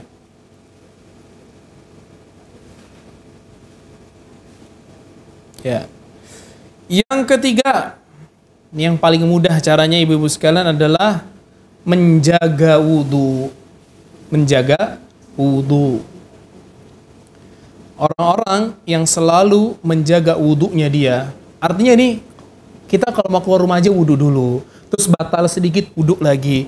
Itu adalah di antara perbuatan-perbuatan yang bisa membuat kita minum di telaganya Nabi Shallallahu Alaihi Wasallam. Terutama buat ibu-ibu harus lebih rajin-rajin lagi wudunya. Karena kalau misalnya lagi keluar, misalkan lagi ke mall, kadang kan tempatnya kebuka lebar begitu ya, nggak ada penutupnya. Kan nggak mungkin kita buka hijab, nggak mungkin ngangkat lengan kita. Itu kan semua aurat nggak boleh terlihat. Maka kalau dari rumah mudah nih caranya. Jadi selesai dari rumah pakai kaos kaki, pakai kerudung, ternyata batal nih, wudu kayak biasa. Nanti ketika di bagian kepala kita usap di atasnya. bagian kaki karena udah pakai kaos kaki tinggal diusap, selesai. Nah, itu termasuk hal yang harus dirutinkan sama seorang wanita juga. Rajin-rajin wudu. Usap. Jadi pakai kerudung nih, diusap di atasnya begini. Ya, di atas. Pakai air. Ya kalau kupingnya tetap dimasukin aja ya ke dalam sini. Tapi kalau kepalanya diusap dari luar. Jadi Tanpa buka kerudung. Tapi syaratnya nih harus wudu dulu dari rumahnya. Udah suci dulu. Gitu. kecuali kalau batal berarti wudhu seperti semula ya. Enggak, pokoknya kalau sudah suci di awal, ya udah bersih, udah wudu nih di rumah. Di jalan batal, buang air kecil, kentut misalkan. Terus kita mau sholat lagi, gimana wudunya? Tadi caranya diusap aja bagian luarnya. Kayak gitu. Khusus kalau terbuka, kalau ketutup aman, ya.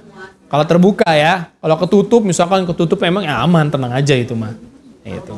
Tapi itu khusus untuk kepala dan kaki ya. Tangan, kalau muka kan emang diusap ya. Tapi tangan nggak perlu.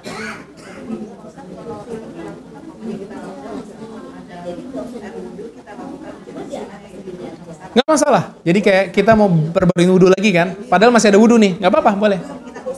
Nggak usah. Betul, boleh. Nggak. Alhamdulillahnya pendapat yang anak kuatkan ibu itu nggak perlu. Jadi cukup saja di luar. Betul. Asalkan telinganya dimasukin ke dalam aja ya, kenain ke kupingnya. Kayak gitu. Allahu a'lam bishawab. Ini mungkin yang bisa saya sampaikan ibu-ibu sekalian. Semoga sedikit yang bermanfaat dan semoga kita semua termasuk jadi orang-orang yang bisa masuk ke dalam surganya Allah Azza wa Jalla tanpa azab, tanpa hisab. Kemudian kita bisa minum di hautnya Nabi SAW dan kita bisa istiqomah sampai ajal datang menjemput kita semua. Amin ya Rabb, amin ya Rabb, amin ya Rabbal alamin. Ada yang mau bertanya? Oh, dari tadi udah pada bertanya ya padahal ya. Sesi tanya jawabnya udah dari tadi ya. Silakan Ibu. Iya, fast track.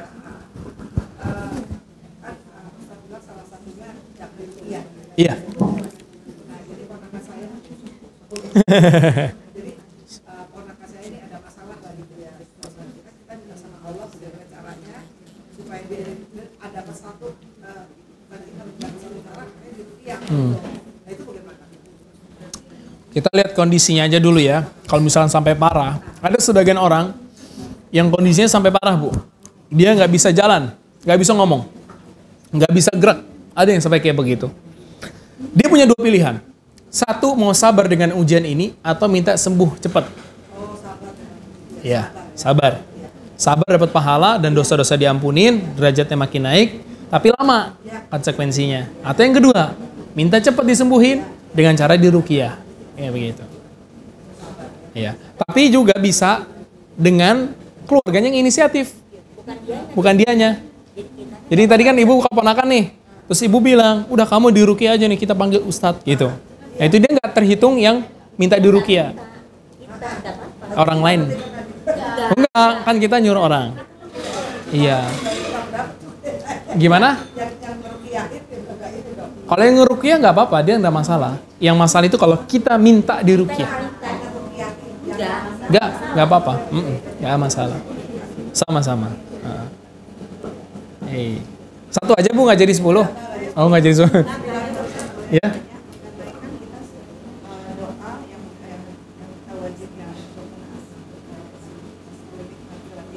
Ya.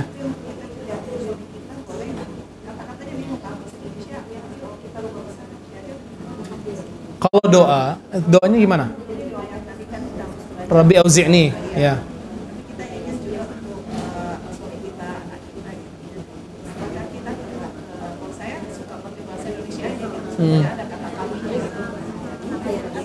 Gak apa-apa. Jadi Rabbi auzi'na gitu ya. An nashkura ni'mataka allati an'amta alaina.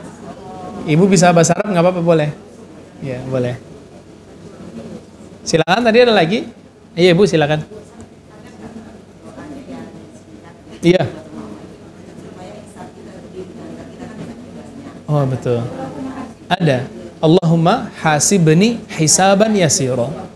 Allahumma hasibni hisaban yasira.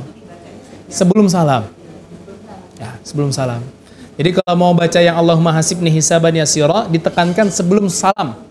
Lagi sholat sebelum salam baca itu dulu. Allahumma hasibni. Gimana? Pas sujud boleh, silahkan. Pokoknya ibu dalam sholat itu ada 2 waktu mustajab doa yang harus kita pakai buat doa. Sujud dan sebelum salam.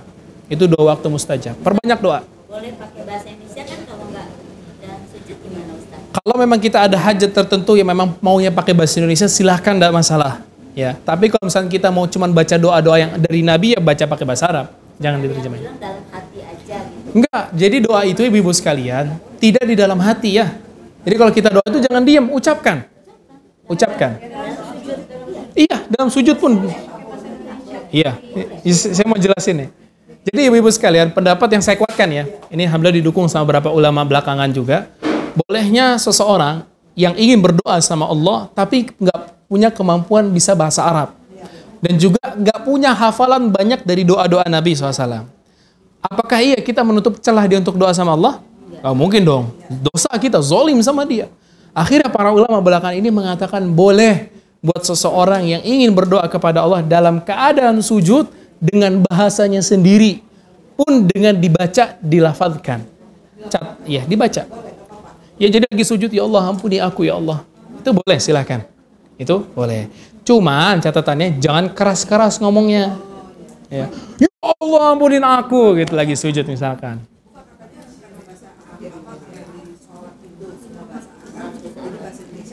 Ya memang ada persisian ya dengan para ulama, intinya ini Selama ini saya kerjakan adalah setelah baca doa bahasa Indonesia di dalamnya kita bisa bicara. oh ya, nggak masalah sebenarnya diucapkan. Ya. Boleh kalau apakah dalam hati, kalau saya kalau karena takut belum ada ulama mengenai Doa yang tadi lagi pakai bahasa Indonesia. jadi aku dalam hati gitu Pak. Ya kalau saya pribadi ya lebih mengkhususkan di sujudnya saja. Iya. Kalau sebelum salam udah usah, ya. Maksudnya doa-doa yang ma'thur saja, yang dari Nabi SAW. Karena memang yang ya diucapkan gitu ya. boleh, tapi dengan suara yang lirih ya, lirih. Iya ibu. Iya. Iya. Iya. Nggak masalah, insya Allah tetap Allah kabulkan, cuman nggak maksimal aja. Iya. Tapi itu iya harus tahu artinya. Nggak mungkin kita doa sesuatu nggak tahu apa yang kita minta kan? Iya. Makanya ada baiknya kita semua yang udah tua, selain memperbanyak hafalan doa, mengetahui juga artinya. Jangan sampai enggak. Karena termasuk sebab doa itu lambat diijabah sama Allah, karena kita nggak tahu apa yang kita baca sendiri. Yang sana dulu Bu gantian. Silakan. Ya. Saya mau tanya, untuk orang yang sudah wafat, kita kirim Al-Fatihah sesuai sunat gimana sih? Benar mana? Iya. Jadi memang ada perselisihan pendapat di antara para ulama tentang memberikan hadiah pahala ke orang yang sudah meninggal.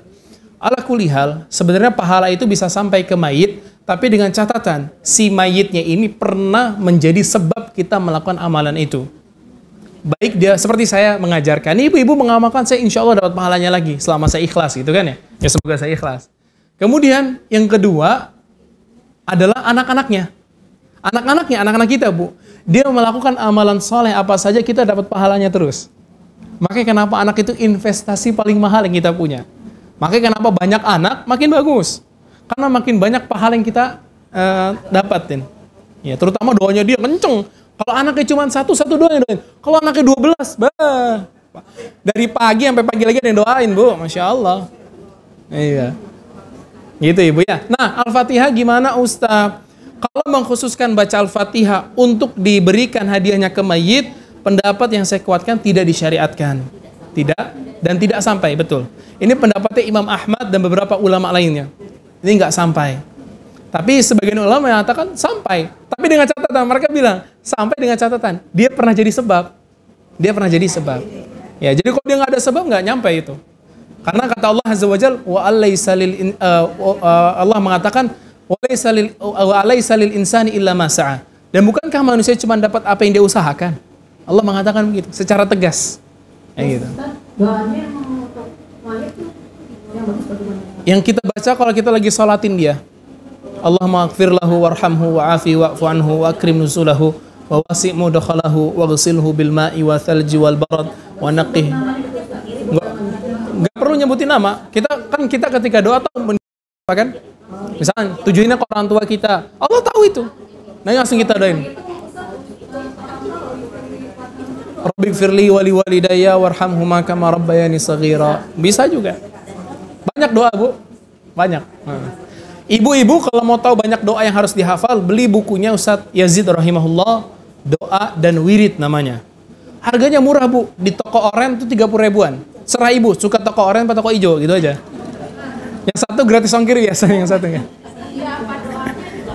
Gimana? Ada ya? Oh iya betul, apa doanya juga ada tuh. Ya, Ibu. Paham. Tapi kalau untuk misalkan mengirimkan Yasin itu tidak di ini ya, maksudnya ada beberapa teman yang begitu. Iya. Jadi gini, iya. Jadi Ibu terkait Yasin, Bu. Ada hadisnya dari Nabi SAW di mana beliau mengatakan iqra'u ala mautakum Yasin. Iqra'u ala mautakum Yasin. Bacakan kepada orang yang mau meninggal di antara kalian surat Yasin. Hadis ini backgroundnya hadis, Bu. Hadis ini bermasalah secara sanadnya. Seluruh jalurnya bermasalah dan tidak sahih sama sekali hadisnya. Oke. Kemudian yang kedua, Bu, andai kata pun sebagian ulama menghasankan hadis itu, mengatakan bisa diamalkan, maka kita amalkan khusus sesuai konteks hadisnya. Nabi mengatakan mautakum. Mauta dalam bahasa Indonesia artinya orang yang mau mati, bukan yang sudah mati. Ya, makanya di pendapatnya Imam Ahmad, beliau mengatakan boleh membacakan Yasin, tapi sebelum dia meninggal, pas dia lagi sakaratul maut, atau lagi sakit, betul, dibacakan. Itu pendapat mazhab Imam Ahmad, kayak begitu. Karena mereka menghasankan hadis ini. Cuman kita ala kulli hal, kita melemahkan hadis itu. Yang paling kita anjurin ketika orang mau meninggal adalah mentalkinkan dia, ya, dengan membacakan la ilaha illallah. Tapi itu sekali aja, Bu. Kalau dia udah bisa ngucapin, jangan disuruh ngulang lagi. Kadang ada orang, Bu, la ilaha illallah, baca la ilaha illallah, udah baca la ilaha illallah, diulang lagi, ayo la ilaha illallah, gitu. Stres dia, udah mau mati disuruh ngomong-ngomong mulu. Gitu. Ya, gitu.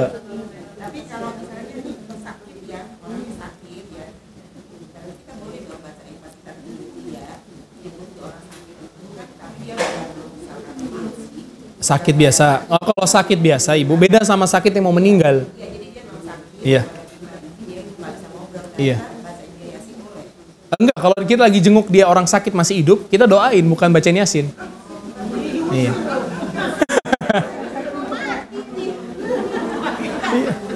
Yang tadi itu ketika dia sakit yang mau meninggal, kita lihat dia tuh mau meninggal gara sakit itu. Karena ada sakit yang koma, atau Ibu, koma, kejang-kejang begitu. Itu sakit-sakit yang kita bisa, yang diperbolehkan dibacain Yasin di situ.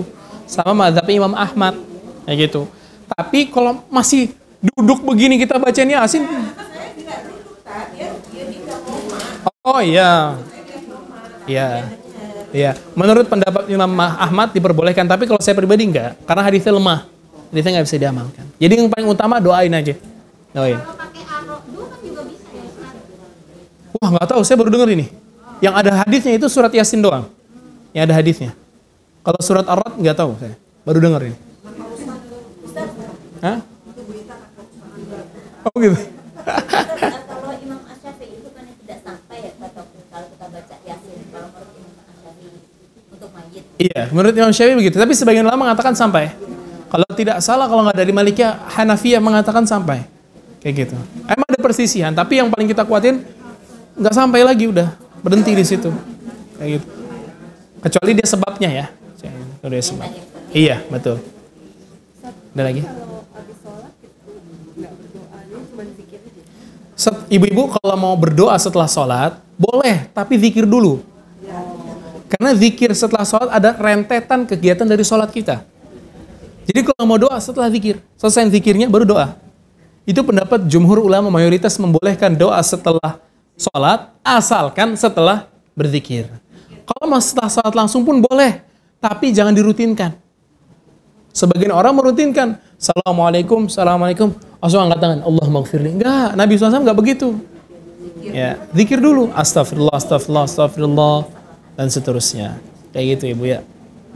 Boleh, doa setelah sholat boleh, enggak masalah. Tapi setelah zikir, Ayo silakan. Iya. Oh, masih ada jenazahnya. Iya.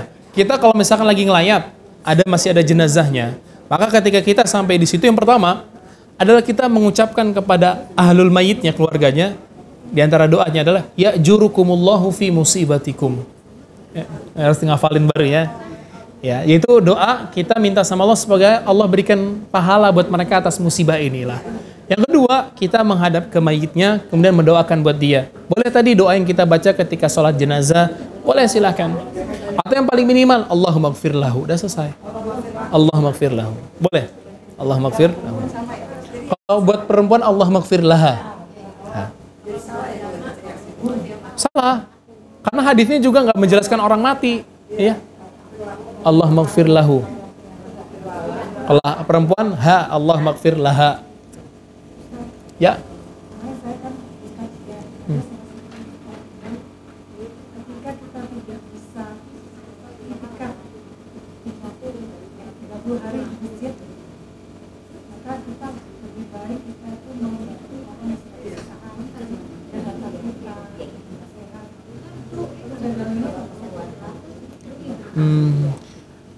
kita bilang itu sih ya. Itu artinya gini. Orang ini nggak bisa itikaf karena mungkin dia ada kesibukan dan lain sebagainya atau sakit. Maka daripada dia nggak bisa mengamalkan yang itu, mending amalin yang ini. Kayak gitu aja. Dalilnya ya keumuman ibadah aja. Kalau kita nggak bisa ngelakuin yang itu, ngelakuin yang ini, begitu. Ya kan? Jangan semua ibadah malah ditinggal gitu kan, gara-gara sakit doang. Kayak gitu, Bu. Enggak, pahala itikaf khusus untuk yang itikaf. Nah, kalau mau dapat pahala itikaf, kasih makan orang itikaf. Ya, kasih makan. Enggak, laki-laki dan perempuan. Iya, di masjid. Itikaf, Ibu, ibadah khusus di masjid, nggak boleh di rumah. Jadi itikaf itu adalah ibadah menetap diri di masjid, bukan di rumah. Enggak, yang dianjurkan 10 hari terakhir. Ya. Jadi gini, itikaf itu ada tingkatan, Bu. Ada tingkatan. Tingkatan paling tinggi, yang paling sempurna, 10 hari terakhir sampai nginep di masjid itikaf. Ini yang paling top. Ini dilakukan Nabi SAW. Turun dikit, yaitu hanya di malam harinya saja. Ya, di malam harinya saja. Jadi selama malam hari, dia itikaf tuh. Sampai pagi, kayak gitu. Turunnya lagi yang cuma di malam-malam ganjilnya doang itikafnya. Turunnya lagi yang cuma di malam 25 sama 27. Turunnya lagi yang kagak itikaf sama sekali. Ya. Udah paling bawah dia. Jadi Hah? hukumnya perempuan sebaik-baiknya di rumah untuk itikaf ini ditiadakan dulu. Bukan ditiadakan. Jadi ibadah khusus ini. Jadi ketika Allah mengatakan perempuan itu di rumah, maksudnya jangan sering-sering ke rumah. Tapi ini beda konteksnya. Kita lagi ngebahas ibadah di masjid, itikaf. Diperbolehkan perempuan. Jadi Allah mengatakan waqarna fi buyutikunna, perempuan-perempuan menetaplah kalian di rumah kalian. Maksudnya perempuan itu fitrahnya di rumah. Kalau keseringan keluar, nggak bisa. Ya jadi dikhususkan boleh, silakan keluar rumah begitu, Bu. Boleh. Ya. Ya. Wajib ya Ustaz ya. Gimana? Sebaiknya perempuan di rumah yang sholat wajib ya. Bukan. Jadi menetap di rumah itu maksudnya fitrahnya wanita. Wanita itu hukum asalnya harusnya di rumah terus, bukan keluar-keluar. Nah itu dia.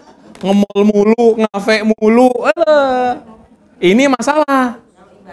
Oh, kalau ibadah diperbolehkan. Pun ibadah kata para ulama nggak boleh sering-sering juga. Sampai para ulama nyebutin, kalau perempuan tiap hari keluar rumah buat datengin majelis ilmu, itu bisa jatuh dalam ayat tadi juga. Menyelisih ayat tadi. Jadi jangan terlalu sering-sering wanita keluar rumah. Jangan. Lebih sering di rumah ya. Misalnya dalam sepekan, 7 hari, 2-3 harinya udah maksimal lah, setengahnya itu buat kaji. Udah, sisanya jangan. Jangan tiap hari. Jangan tiap hari, jangan. Di rumah aja sisanya. Ya, itu. Saya punya teman itu tiap hari, Pak Ustaz. Masya Allah. Hari itu 2 tempat atau 3 tempat. Semangat sekali, tapi kurang tepat juga itu ya. Kurang tepat, betul. Ustaz boleh tanya, kalau Pak Noin ada di Masjidil Haram kan kita nggak hafal tuh doa main. Oh, doanya. Aku hampir kayak apa doanya? Boleh, ya, boleh. Ketika sholat jenazah boleh sambil buka. Apa-apa.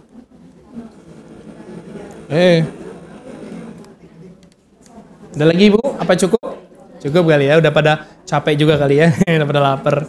Baik, mungkin yang ini yang bisa saya sampaikan ibu-ibu sekalian, semoga sedikit bermanfaat buat saya dan juga buat ibu-ibu sekalian. Tinggal tugas kita mengamalkan saja ya. Barakallahu fikunna. Kita tutup dengan doa kafaratul majelis. Subhanakallahumma bihamdika asyhadu an la ilaha illa anta astaghfiruka wa atubu ilaik. Wassalamualaikum warahmatullahi wabarakatuh.